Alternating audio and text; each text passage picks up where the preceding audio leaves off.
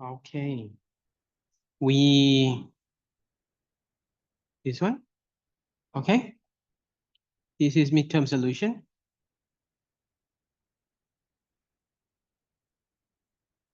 So the problem number 2. Yes. You see that we have this one also, complementary slackness. No, yeah, the very first version, I did not consider this. Yes. And now I consider all of that, right? Yes. So we consider x1 greater than or equal 0, right? x2, x3 also. So it's minus x1 must be lesser than or equal 0. Okay. So for Lagrange, you take all these to Lagrange also, and you consider this as complementary slackness. Okay. So we assume that mu1 here is not equal 0, but mu2, mu3, mu4 equals 0. That what does it mean when mu is 0? This constraint is not active. This constraint also not active. This is also not active, right? Okay. So once all these equal 0, so we don't care about x1, x2, x3. It's maybe not 0, right? And then we obtain all these. Yeah. Equation. Yeah. You check the file I uploaded. Okay. I replaced it already.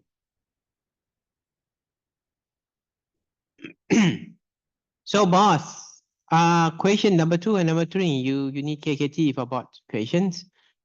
But the difference between the second and the third problem is the second problem is convex. So suppose that we have one local optimum point, right? The single optimum point. And for the third problem, is non-convex, so we're supposed to have multiple local optimum point inside the feasible region. Okay, not at the border, even not the border, right? Okay. So what does it mean? When even you assume that mu is 0. Mu is 0 means, well, no, what is it? It's not active, right? The constraint is not active at all. But still, you have multiple solution inside that feasible region. Okay. So, okay, so no problem, right? No questions regarding the previous classes. So we move to the next one, is a constraint optimization. Previously, we learned the algorithm to solve the problem. Okay. Of course, most of the idea of all algorithms are the same. We use direction to map from multidimensional, okay, or multiple distant variables to single variables. Okay. And after that, after we map it to single dimension, we find it using, what is it, step size. Okay, the best step size. Okay, no matter, well, using different technique like interpolation technique or elimination technique, all those things can be used. Okay. Anyway, we haven't considered constraint optimization. Okay, we haven't considered constraint. Now the question is, how can we handle the constraint? Okay. So the idea for what is the effect of constraint? The constraint may have no effect at all on the optimum point. Okay. If the constraint is away from the local optimum, okay, then it has no effect. And if the constraint has no effect at all, especially the inequality constraint. Okay, in that case, like when you formulate KKT and you assume mu equals 0, that means, well, the constraint is not active, right? In that case, constraint has no effect at all. Okay, what does it mean? It means that in that case, you can directly use the line search method, the algorithm you previously learned, okay, to find the optimum point. Okay, but sometimes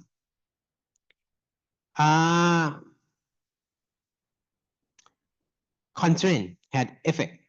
Okay, this is a case where the constraint is not, has no effect. Okay, let me. This is the case where constraint has no effect. Imagine that this is our constraint. Okay, this is our constraint. Okay, it's two dimension. We have x1, x2. Okay, x1, x2 are our Decision variables. We have two Decision variable, and this area. Okay, starting from this point to this point to this point to this point, it's define our feasible region. Okay, and this is a contour of our objective function. Okay, and you see that local optimum here. So you see that clearly constraint has nothing to do with the local optimum point, right? You can ignore it in this case.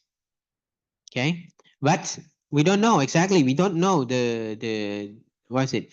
The space, the contour. Okay, the shape of the contour of our uh, design space, optimization space, or search space.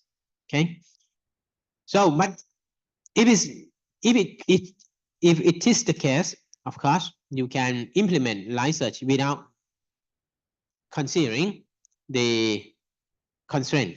Okay, but in other case, for example, yeah, one thing, if you know exactly, if you quite sure that constraint has nothing to do with your search space, of course, you directly use line search. Okay, but you have to be sure. Okay, but if not, if there's there's so many cases that the optimum solution occurs on a constraint boundary. That means the constraint define the object, the optimum point. Okay. In that case, the KKT condition, KKT Kuhn-Tucker necessary condition indicate that the negative of the gradient must be expressible as a positive linear combination. That's normal, right? You have to consider that KKT and mu equals 0, right? In that case. Okay, for example, if this is a feasible region, this is our feasible region. Okay, look like this. And this is a contour of our objective function. And you see that this one, you cannot implement line search easily. You cannot straightforward implement line search, right? Because without considering constraint, of course, your solution will be here. Okay? But actually, if you consider constraint, the optimum solution was put here. This is the lowest where we can obtain the solution. Okay, we cannot go beyond this point because we are pushing by this constraint.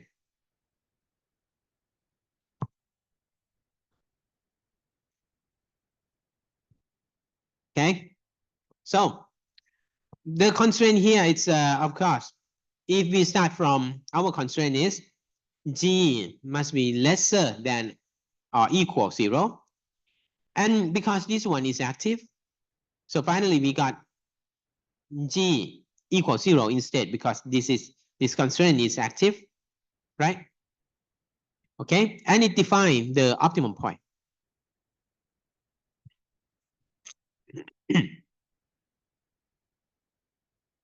Okay, and over here at this point, the what's it? The minus of gradient equal lambda delta G.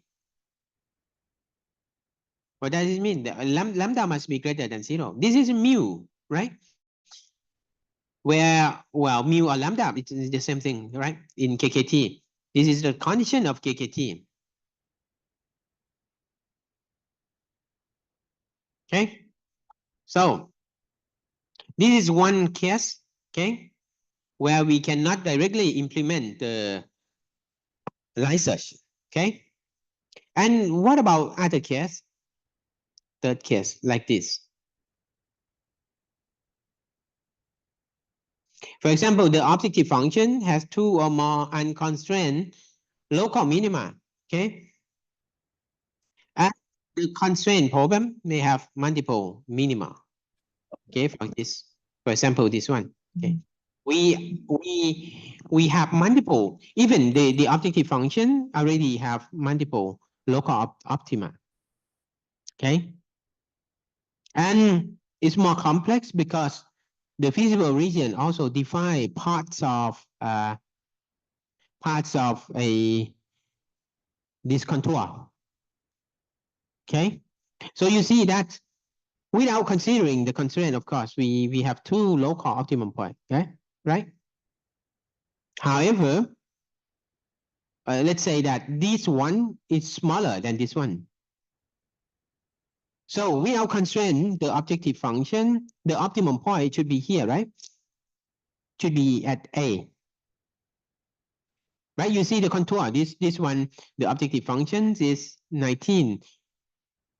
This one is 11. Of course, coming here should be lower than 11 and smaller. Okay.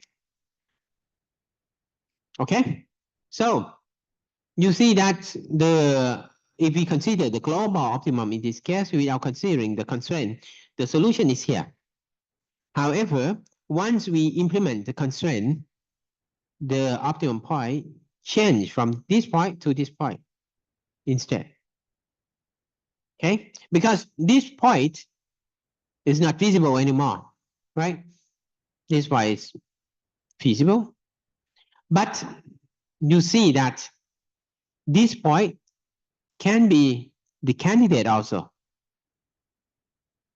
Even this is a local optimum, but if you look at the contour, this contour may be smaller, right? The objective function at this contour but maybe smaller than this one. So in that case, the optimum point, the first optimum point may be here. Okay? So you see that it's complex because the constraint can define new optimum point, new local optimum point. And it can be, no, it cannot be local optimum point. It can define new global optimum point, okay? Because the definition of local optimum is different from global, right? The local optimum, when we compare with the solution around that point, okay? But for global optimum, we compare for the whole area, okay? So the local optimum cannot be at the boundary, okay? At the boundary, the local optimum cannot be there, okay? So in this case, constraint, a set of constraint induce a new optimum point, okay? Yes, this one and this one, right? Okay. So you see that it's more complex. And the fourth case, the objective function has a single unconstrained minimum, and the constraint introduce multiple local minima. Yes. This is also possible.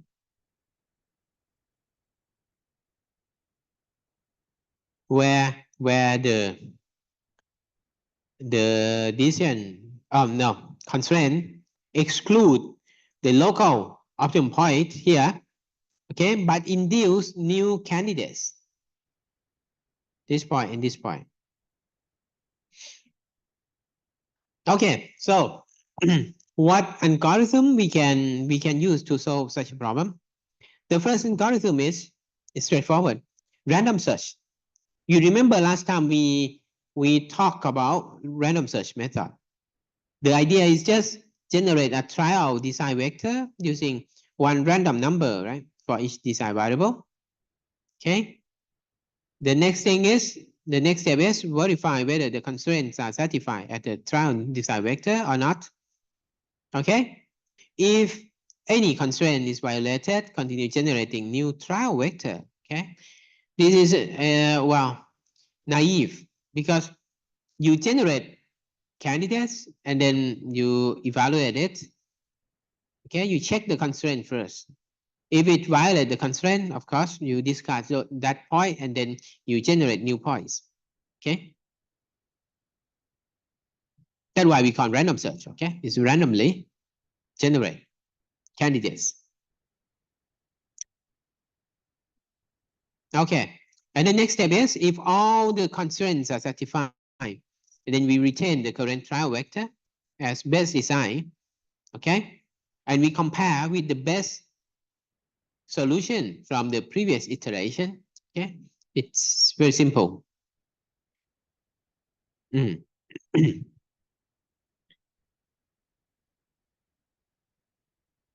Okay, that is random search.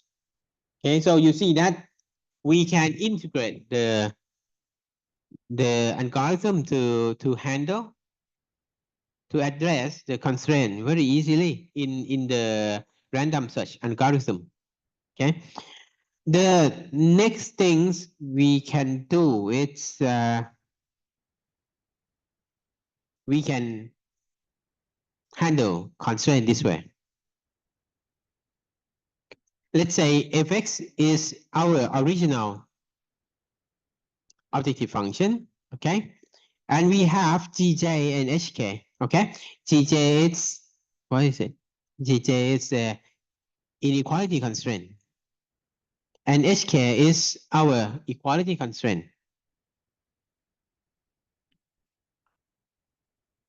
All we have to do is, in order to handle gx, what we learned from KKT, remember? Do you remember from KKT? What we learned from KKT? To handle the inequality constraint, you have, it looks very similar to this one.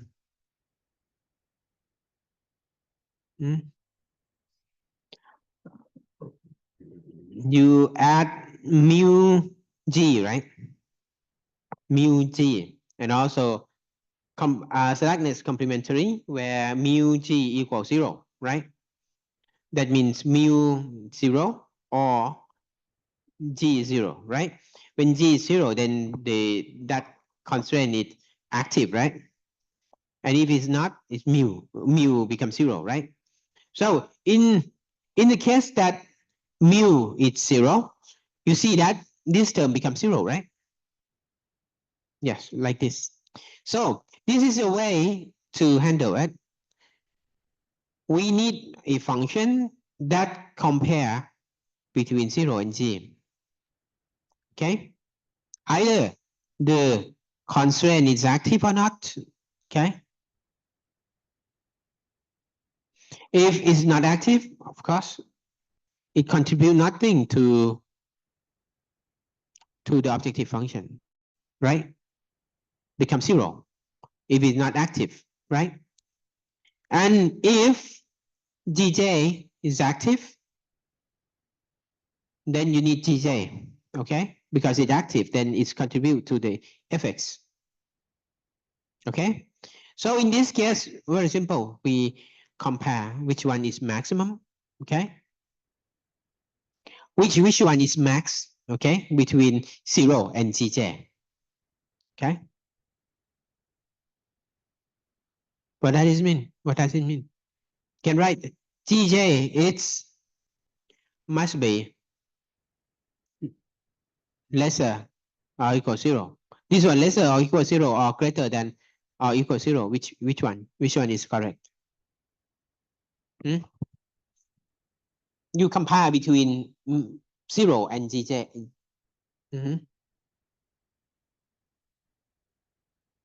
If you have objective function and the constraint where G must be less than 0, what happens if G is less than 0?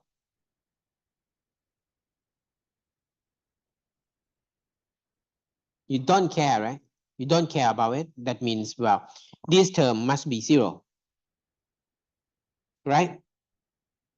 And if it's not 0, then it's contribute to this one, right? Okay. So you just see if it is violate the constraint or not. Okay. If it's not violate the constraint, you need 0. Okay.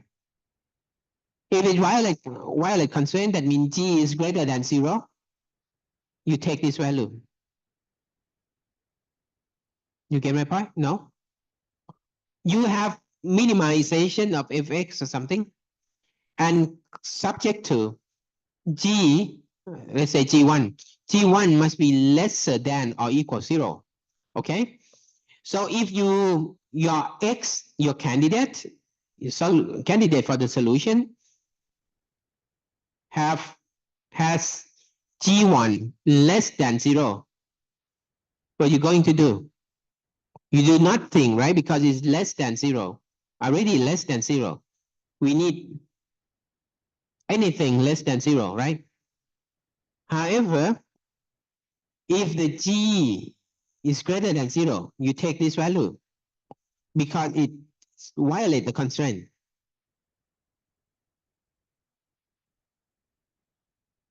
I think I will type it. So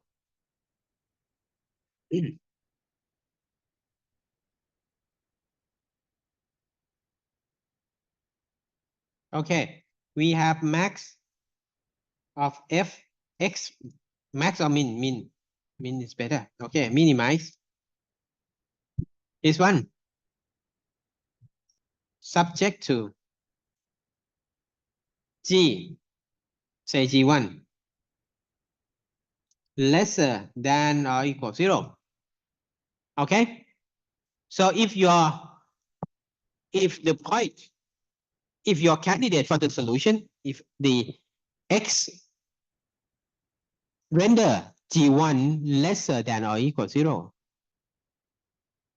we don't do anything because this constraint is not active, right? Then you don't add any value to the objective function. Yes or no? Right? Because this one, if x render G1 lesser than or equal 0, is feasible already. So you don't have to force it. You don't have to consider penalty to the objective function, right? However, if your x render G1 greater than or equal 0, greater than 0, okay? That means this constraint is violated. So we should penalty the objective function with this value. Yeah, this is the way we do.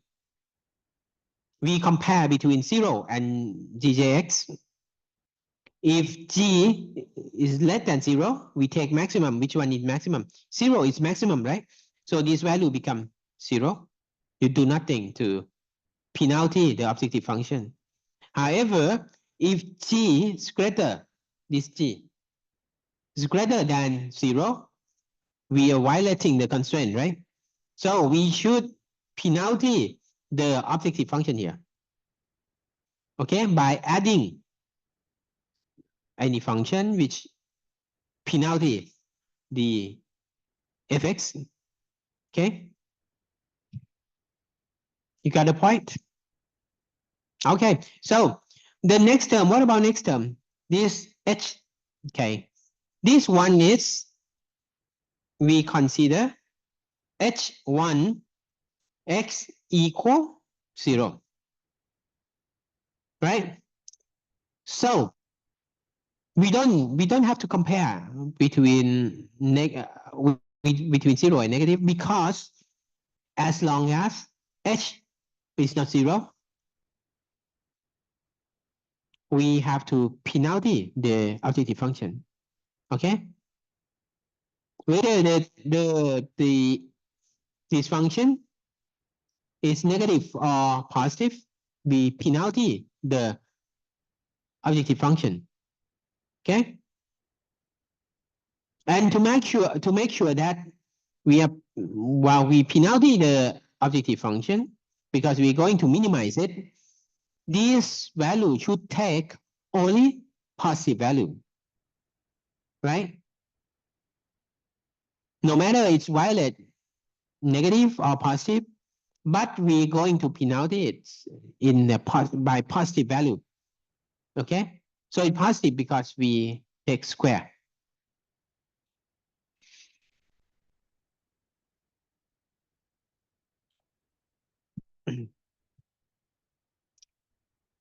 Okay, yes or no?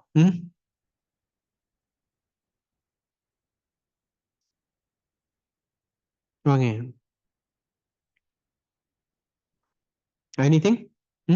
Any comments or questions? You get the point? The idea is just we penalty it. We penalty the objective function by some value. Why do we have to penalty it? We are going to minimize fx, right?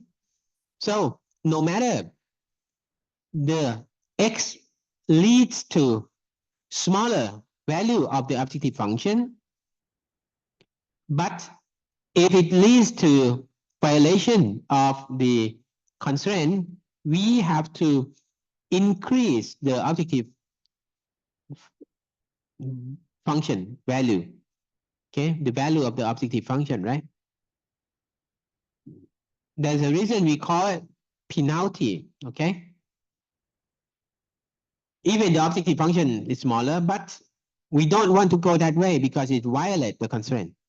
Okay, then if we violate constraint, we have to add with positive value of something. Okay, and that value should be large enough to penalty the objective function. Okay.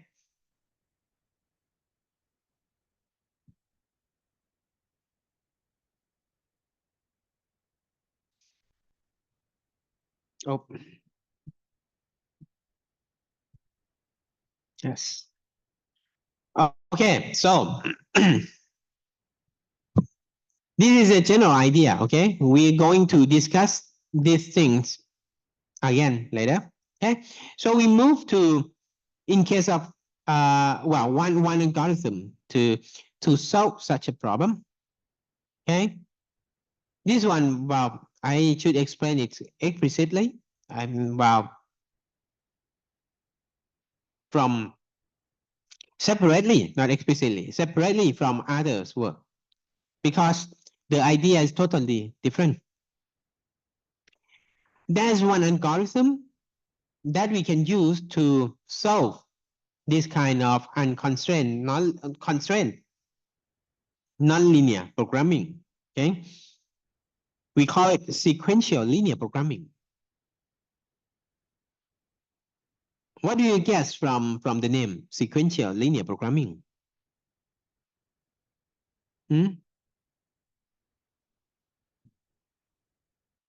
Yeah, we have keyword of linear programming. Okay, so these algorithms have to do with linear programming for sure. Yes, and sequential. What does it mean, sequential? We do it and repeat it, okay, in sequence. Okay, so the idea for sequential linear programming, okay, don't make, well, allow that the name linear programming fool you, okay, make you confused. because the name of the algorithm is sequential linear programming, but this algorithm is for nonlinear, okay, not for linear programming. It's designed for nonlinear programming, and it either unconstrained or constrained, okay, but we will use for constraint, okay, because for unconstrained we already have line search, which is quite powerful. Okay, the idea of sequential linear programming is you start from one initial point, okay, any initial point. That initial point should be in the feasible region, okay, and then from that point you linearize all functions starting from objective function, okay, you use Taylor series,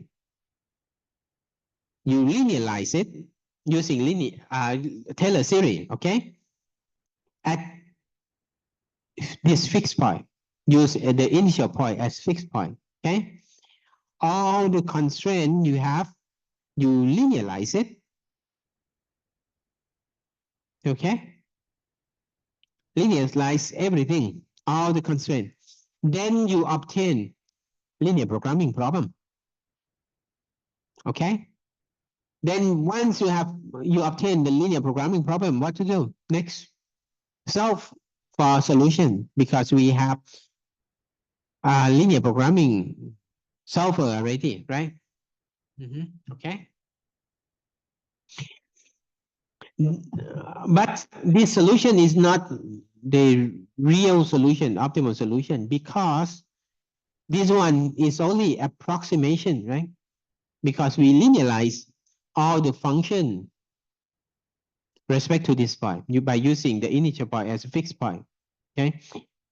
So once you obtain the new solution, you repeatedly linearize again objective function and constraint based on the new fixed point, okay? The new fixed point is the solution obtained from the previous one, okay? You repeat this algorithm, okay? Linearize and then obtain solution. Once you obtain the solution, you linearize it. Based on this obtained solution, you obtain new solution, linearize it again, okay? Repeat it again and again until the solution obtained doesn't change, okay? Once the algorithm converge, then you obtain solution, okay? At least you obtain some solution, okay?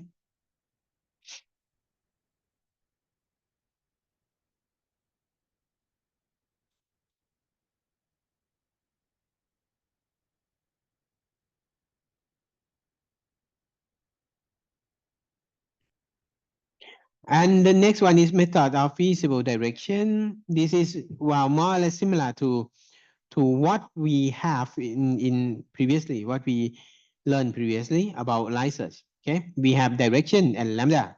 Okay.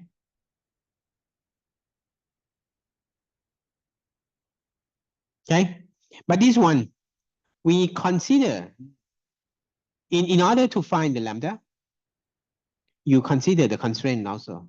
Okay, the lambda should lead to, if you start from feasible initial point, I mean the point where it it belongs to the feasible region, and then you find the direction, you find the lambda, but in the process of finding lambda step size, consider the constraint also, okay? You don't allow the algorithm to move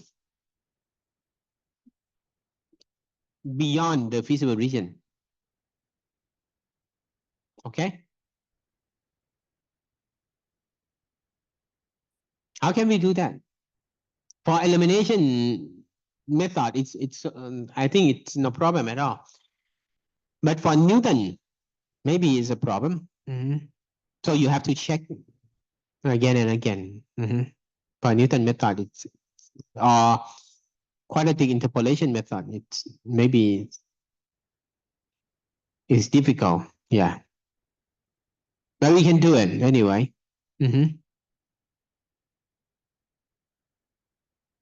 Okay, so if you start from the feasible initial points,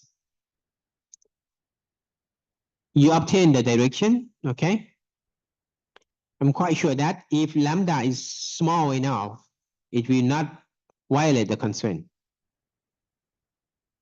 Okay, of course, if you use large lambda, maybe it's violate the constraint. Okay.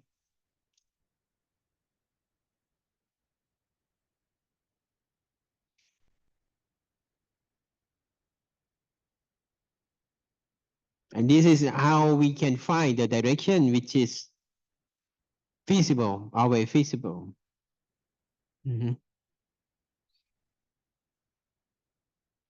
Another method for finding the feasible directions. Okay. Okay. Right. So you see, all those algorithms are designed to attack the constraint problem directly. Okay. The next class of algorithm, this group of algorithm methods, we call it penalty function method. For penalty function method, it's more or less similar to the idea I introduced to you at the beginning of this session. Okay. From the name is penalty function method. That means, well, if the solution violates the constraint, we are going to penalty the objective function. Okay. So this is the main scheme of penalty function. We construct a new objective function which include the original objective function and the effect of the constraint. Okay, this is the effect of constraint.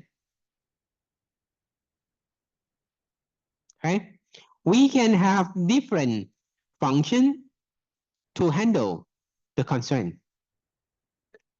For example, previously we used max and square, right?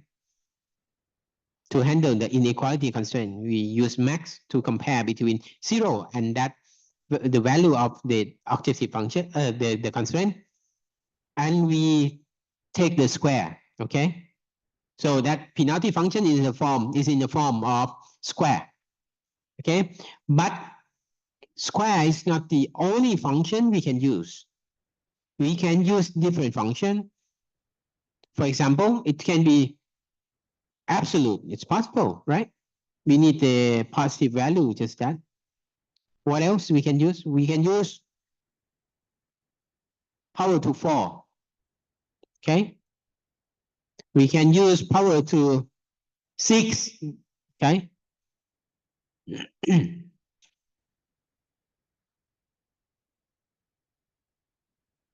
Okay.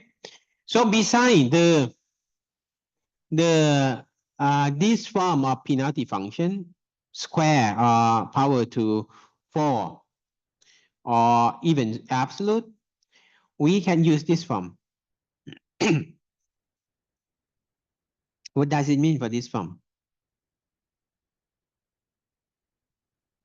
For example, the first one, minus 1 over gx. What does it mean? You see what happened? We consider g which is less than or equal 0, right? So if we start from the x which satisfies g less than or equal 0, and we move close to the constraint, what happened? Okay, I'm going to write in this, in the screen. Okay, let's say this is our constraint.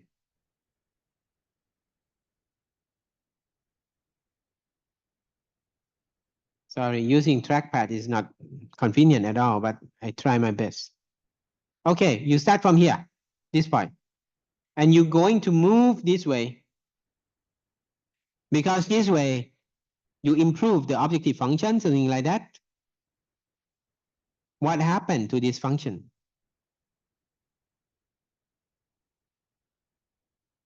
At this point, what happened to G? G equal this point, yeah, this point. G equal 0, right? You need G less than or equal 0, okay? Once over here, G less than or equal 0, but you move closer to the constraint where G is 0. You see that the value of G is still negative, right? Because G is lesser than or equal. You move from the negative side, but the distance is smaller and smaller, right? So at the point near this point, we have a negative or very small value, right? The point here, just before we touch the constraint, very small but negative. So if you replace this G with small negative value, what about big J? Infinity. Yes, very large, right? Okay. So what does it mean? It means that if you use this function to penalize the objective function, you will never reach the constraint. Okay? Right? Because once you come closer to the constraint, your objective function becomes increased significantly, right? And once it's touched here, it becomes infinity, which is forbidden moving or touching the constraint. Okay? So by including that function, what we we retain the feasibility of our solution. Okay? Because it will never violate the constraint. Okay? But of course, you will never get this constraint will never active. Okay? But you come close, but never active. Okay? So this is the different class of penalty function. Okay?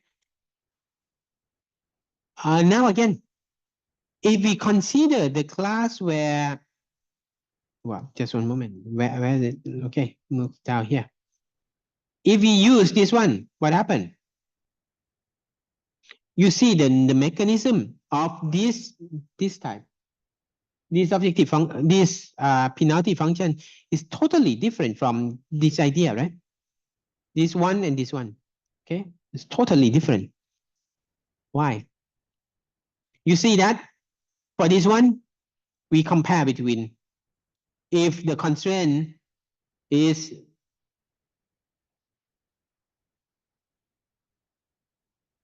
if our G is less than 0, we use 0, right? Because it is in negative, we use 0. So we don't penalize the objective function anyway. However, if our solution reach here, this is the last point that our function is 0. But once we cross to the other side, what happened? We add big term to penalize the objective function, right? Okay, so For this form, it allows our solution to reach here. But if this term is not large enough, we will pass this term, this value, right? But of course, it will retard the moving of the solution across the feasible region, across the boundary. Okay? But different from this idea. From this function, we never reach the boundary. Okay? Because once we reach the boundary, it becomes infinity already, right? And it is the same with this one. What about this one? We have when x is g is negative, of course, is wow, negative term with negative is positive, right? Log of positive, okay, it's not that large. Okay, when we come closer to zero, what happened? It's small, very small, negative. So what happened? One is become zero. What happened to log zero? Again, it's infinity. Okay.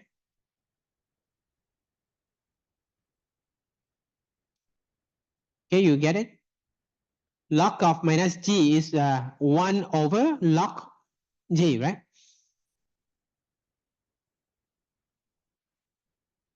Okay, once log g, wow, that one we never approach the boundary point also. Okay, so we have two types of penalty function. The first one, we penalty it, penalty the objective function like this one and this one. Okay, we allow to solution to move to violate the constraint. Okay, but for this one, we don't allow the solution to move to touch the boundary. Okay, but the problem is for this one, we should start, we must start, not should, must, we must start from the feasible initial point. Okay, if we start from infeasible region, it will never come back to the feasible region. Okay. But this one, of course, is allowed to move across the boundary.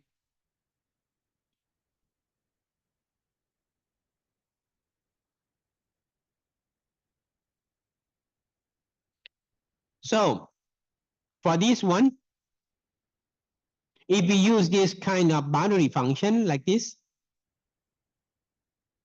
one and this one, sometimes the algorithm is called interior methods.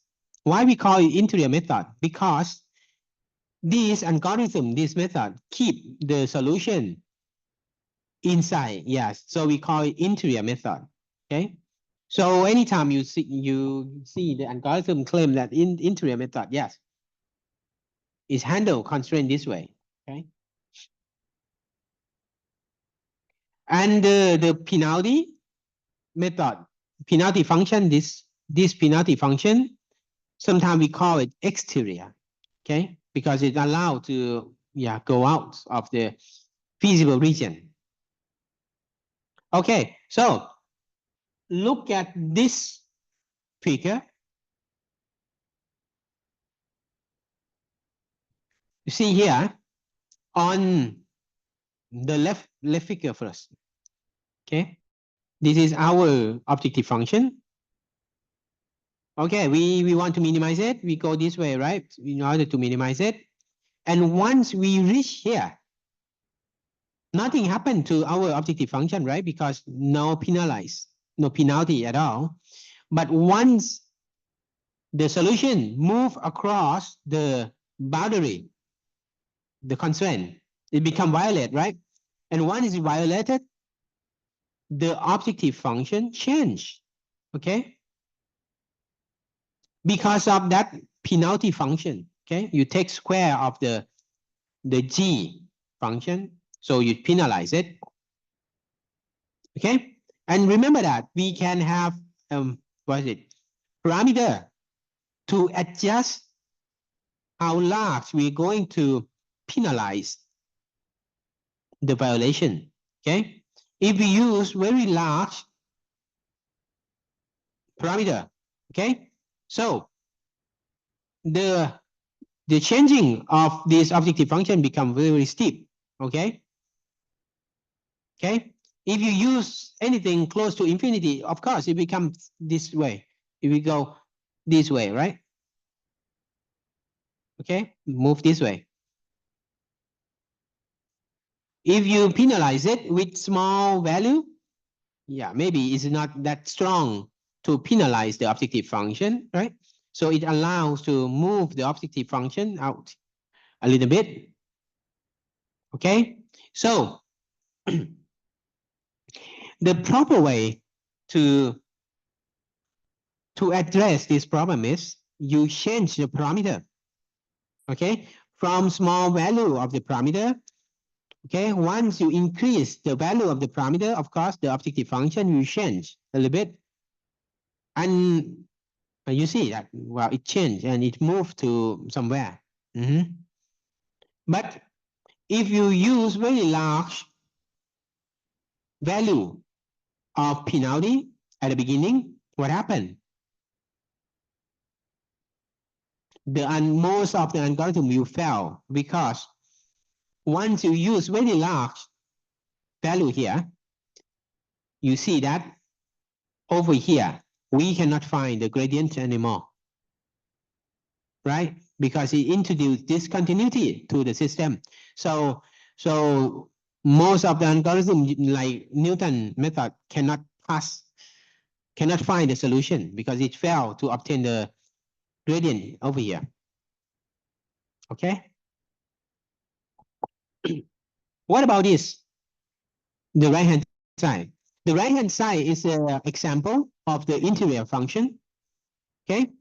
When, well, the solution move this way. Of course, the objective function will be smaller, right? But you are penalize it with that function which increase suddenly at the boundary. Okay. And of course, we have parameter to control it. Okay. If we follow this, okay, what happened? Again, this one we have problem on in terms of the algorithm to find it because over here it has a discontinuity, so we cannot find the gradient over here. So Newton method will fail over here. Okay.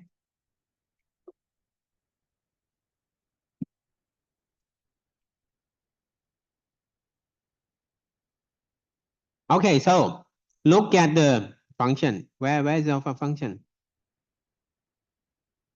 Here. We have our parameter is in here, RK. Okay. For exterior function like square, it's straightforward. RK. Okay. How RK change the landscape of the objective function is clear, right? You start from small RK first, and then you increase RK and you see what happened to it. Okay. What about here? It's somewhat the same. RK also has effect on this, right?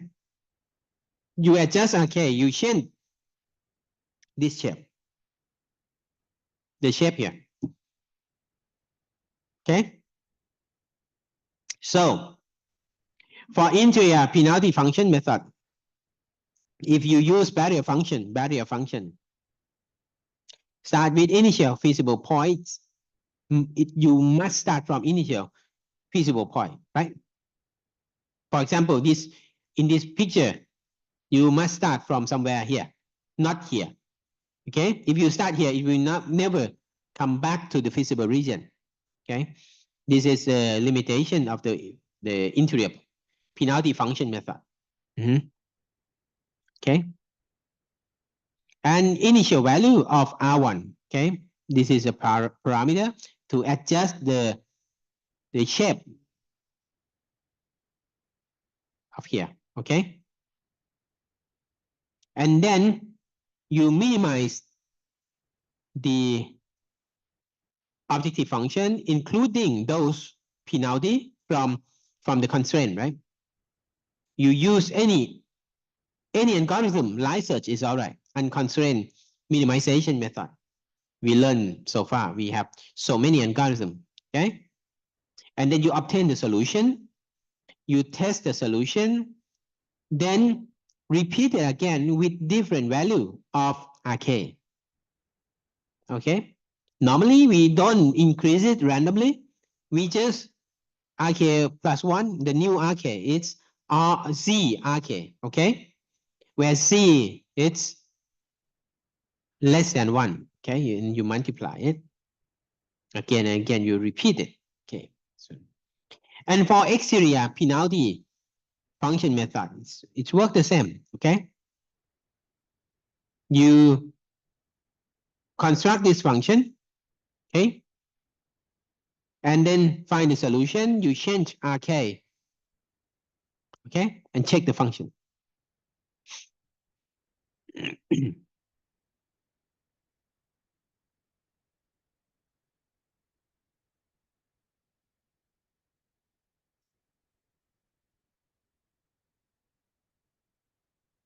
Okay, so I will give you some code for both exterior function and interior function. Just let me send you the link. Maybe I will send through line.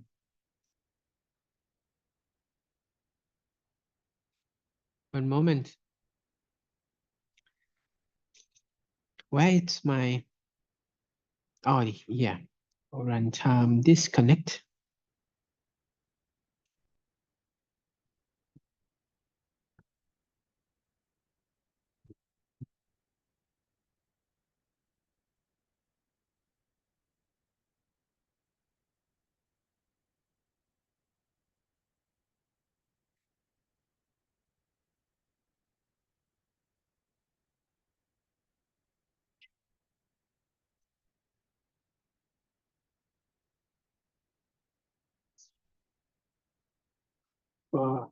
Where's the group? Just one moment. I cannot find the group. Okay, yeah. Okay, so I send the collab through line. You open the collab. In this collab, while we focus on the penalty function using exterior function, of course. And let me show you.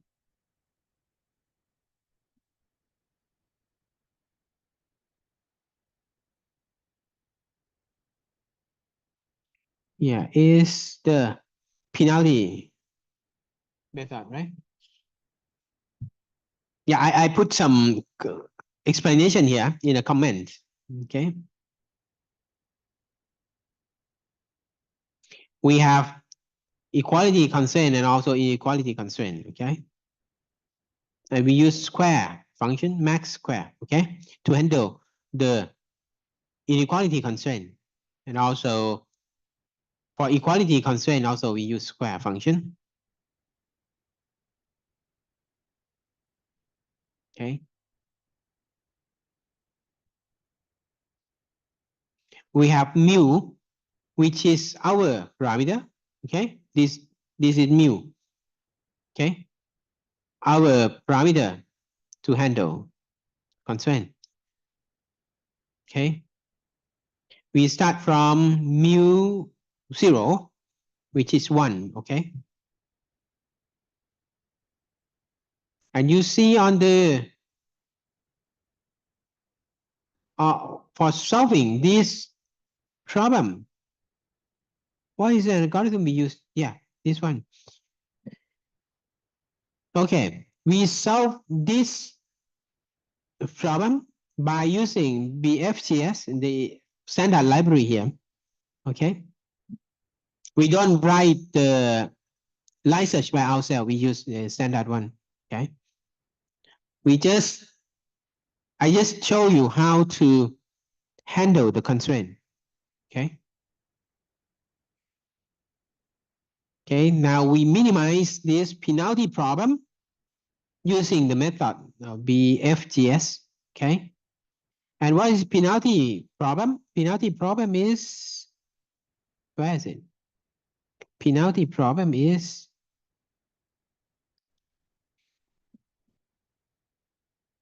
cannot find. Just one moment.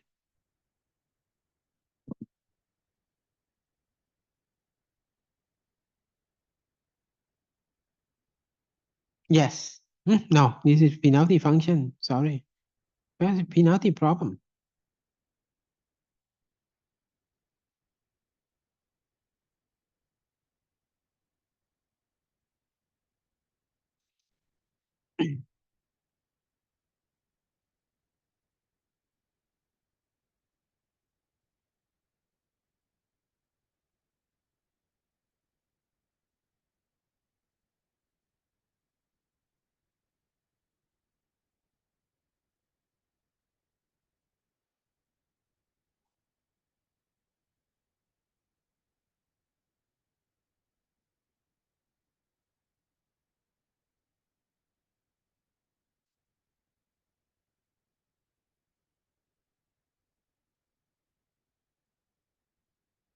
Okay, just here.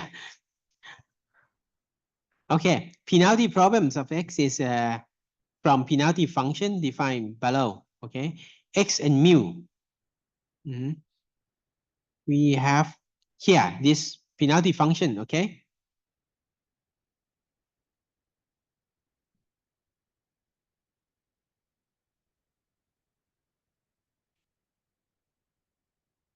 from objective function, and then we add, you see, penalty plus equal. Okay, it's a penalty equal objective function. Okay, objective function is, we put the sub objective function as penalty first. Okay, and then we add mu square of h. Okay, and plus mu square of max 0 or g.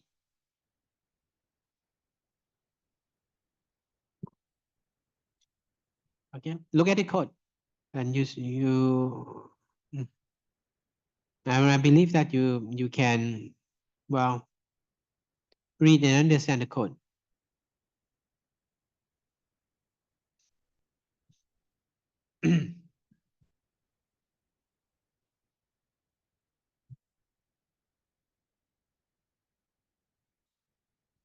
And once you run this code, you obtain solution. Okay, and because the solution will change, okay, when the mu change. Okay,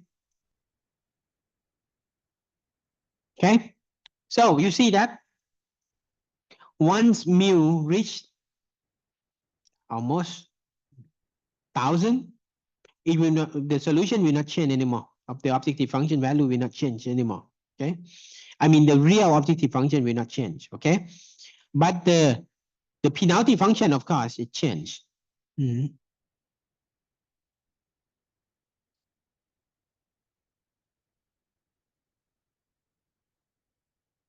What does it mean? This parameter, I mean mu, this mu is large enough to penalize the objective function. Okay.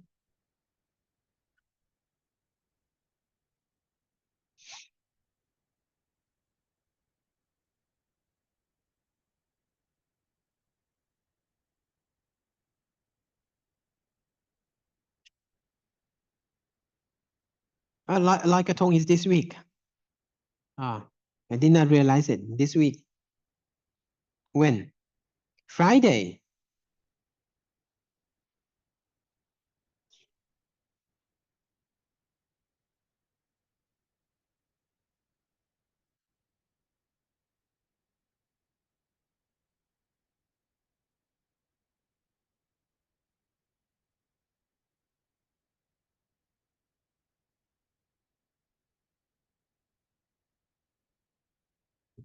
Okay.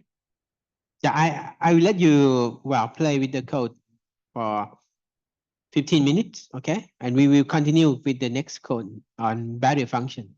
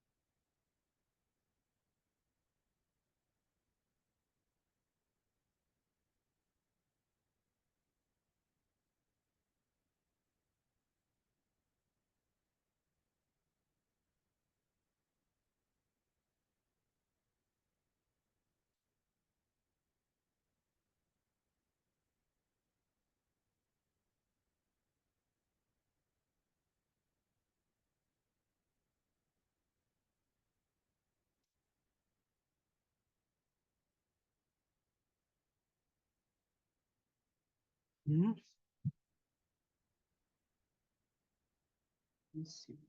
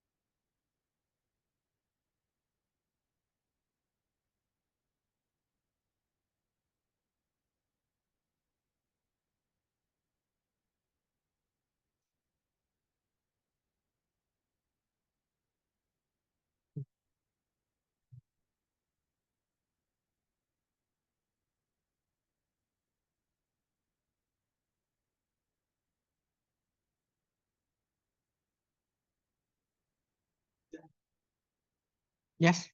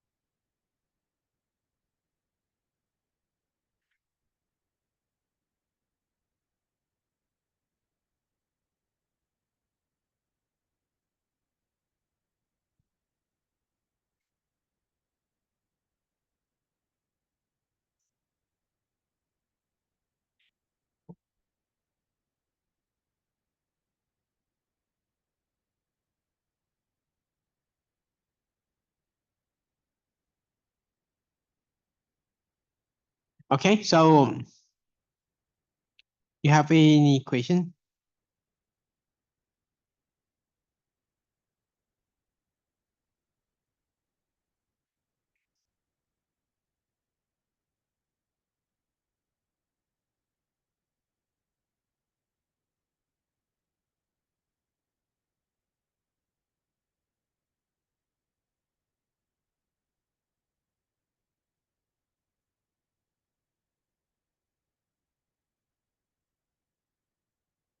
You have questions on that? No? Sorry.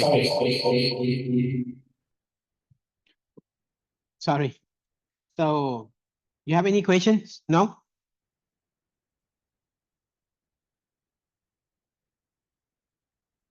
Okay. So then we move to the next code. Just one moment. This one. Are you sure that you know have no problem with that code on penalty function? Okay, it's okay. I don't force you to have question. Right?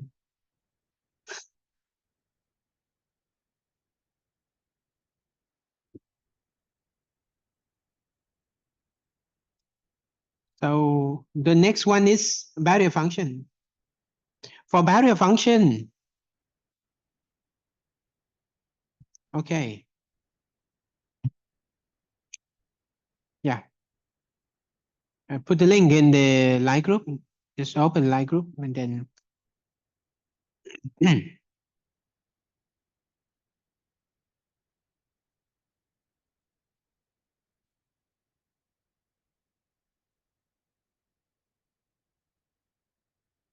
this one we use barrier method optimizer. So please, well, I would like to emphasize that the initial point must be feasible point only. Okay. You can later you can try changing the initial point from feasible to infeasible region, and then well the algorithm will fail. Okay. Also in case of exterior function, you can try on well feasible region or the points in feasible region or infeasible. Okay.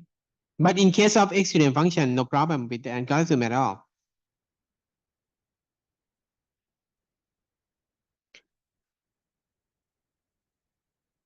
This one also we change mu. Okay. And where is our, yeah, this one, we use this interior function, log of minus g, okay? Log of minus gj.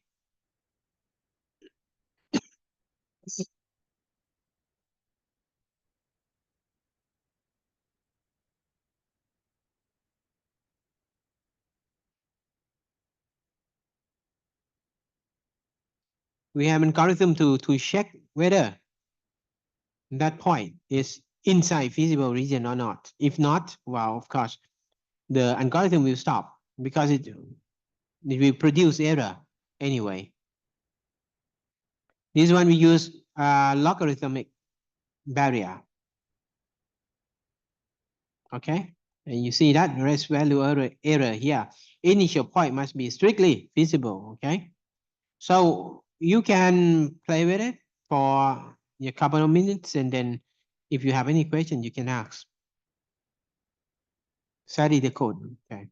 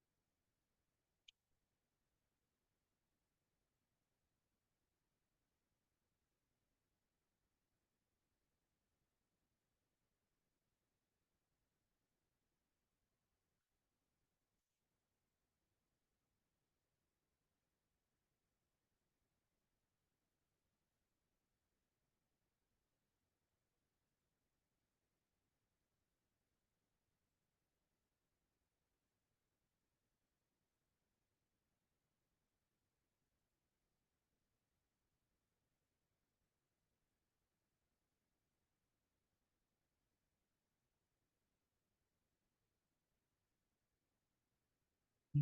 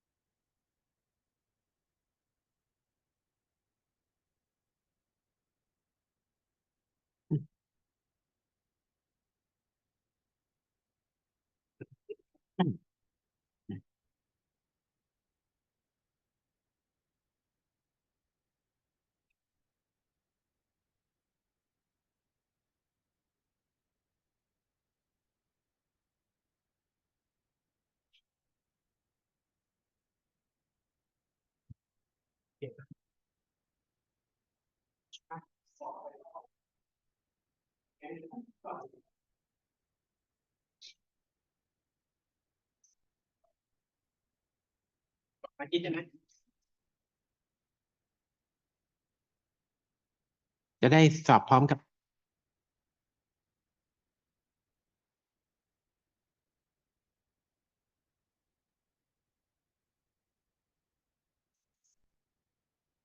15อะไรเงี้ย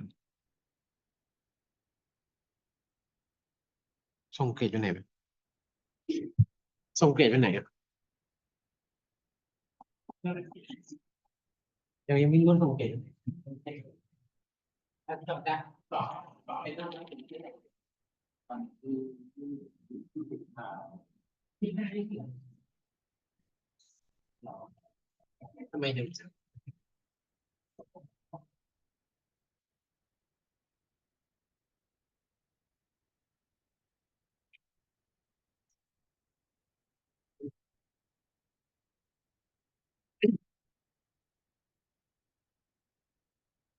25 ถึง 29นี่สอบไฟนอลเนี่ย25 ถึงวันที่อะไรถึงวันที่4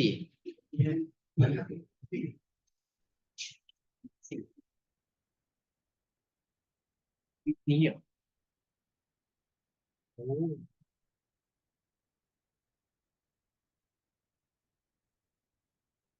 สอบวันที่24ไหมล่ะสอบวันที่24ไหมล่ะอืม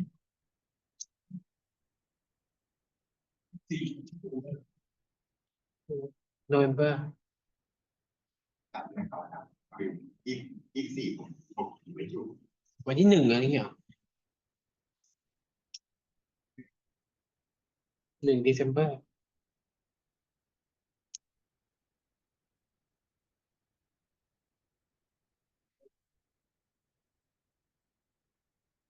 เช้าเหมือนเดิมอ่ะวันอาทิตย์เช้าไปดูกันนะ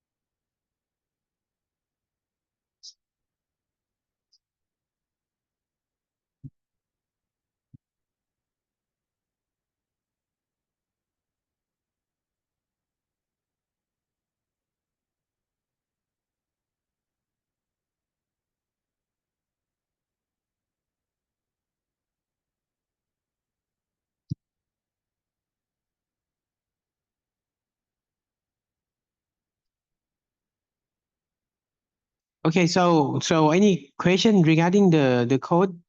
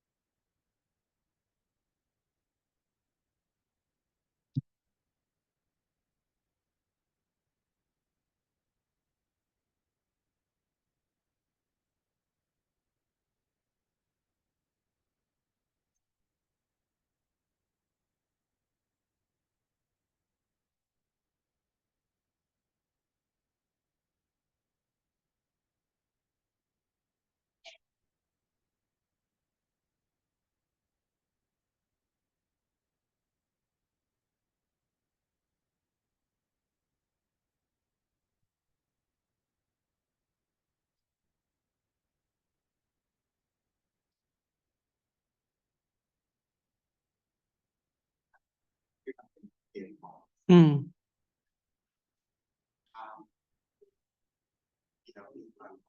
มันไม่ตลกหรอก ใช่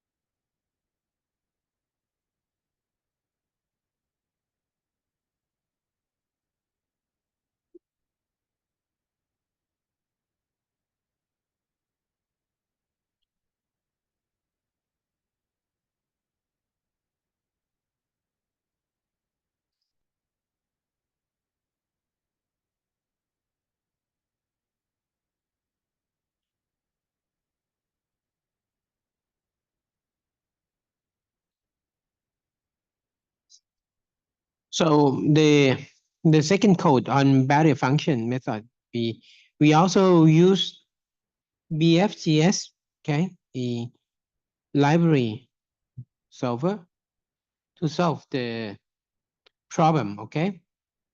The aim is just to demonstrate how we formulate the barrier function to handle the constraint.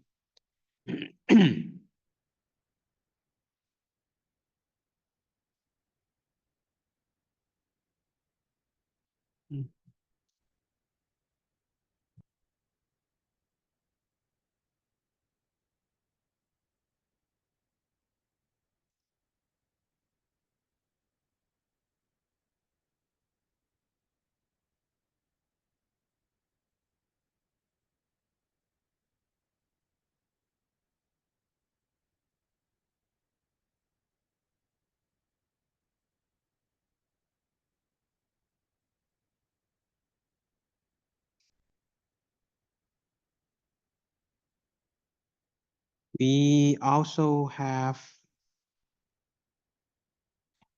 another homework, right? Yes, okay. I will give you that very soon. And the last part, final exam. Okay. Final exam. So for problems on final exam.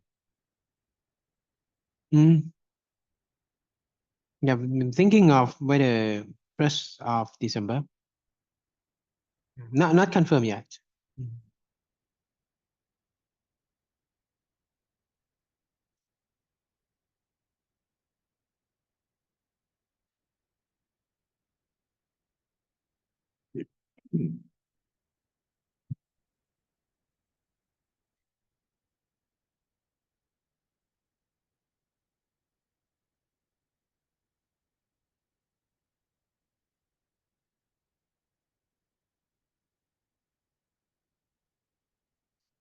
Okay, so any questions? Any questions? So today you learned about how to handle the constraint, okay, properly using the different techniques, several techniques, and what else? And the main part is on the main parts are on the penalty function, right? Exterior and interior, okay? How to convert, how to transform the original problem, I mean the unconstrained problem to constrained problems. No, from constrained problem to unconstrained problems, okay? Not the opposite way, okay? And also the limitation of each technique, like barrier function method or penalty function method. I mean exterior and interior, okay? So sorry that we cannot cover all algorithms available because there's so many algorithms, developed. But the idea of most algorithms are, belong to these categories we learn, okay? So the common one is line search, where we have transformed the, what's it, multi-dimensional problem to single variables, okay? By specifying the direction, and then from the direction, you find the step size, okay? And on the top level, if we have constraint, of course, we can easily convert from constraint to unconstrained, okay? Once you obtain unconstrained problem, then you use the line search, okay? And the last group of algorithm we should learn is the probabilistic method, or like GA, genetic algorithm, and other thing. Okay. I think, well, next week we will cover that, okay? We call it global optimization algorithm, okay? The algorithm developed for global optimization problem must able to handle multiple local optimum point. You may think of, you may use line search, of course. But remember that if you start for line search, if you start from one initial point, it's convert to one local optimum point. And if you have multiple local optimum point in the search space, the problem is it will not capture all possible local optimum point. Right? It will converge to one only. So in order to solve that, maybe if you want to apply line search, you can randomly generate it. Yeah, you can randomly generate the initial population first, and each population you can use as a initial points, and then do line search for each point. Yeah, it's possible. But it takes time, of course, if you use that kind of algorithm. Yeah. Okay, we will do like genetic algorithm and maybe particle swarm or simulated annealing. Okay, just two or three algorithm. Okay. But again, we cannot cover all of them because, well, there are too many algorithms, okay? But you learn the concept of how we deal with that probabilistic method, yeah. Or we call it stochastic algorithm, okay?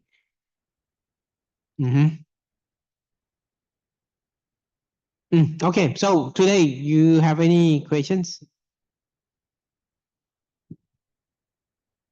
Any questions? No? Okay, we can finish today. And don't forget homework, okay? Submit the homework also. Yeah. The new homework will be announced very soon. Okay, thank you.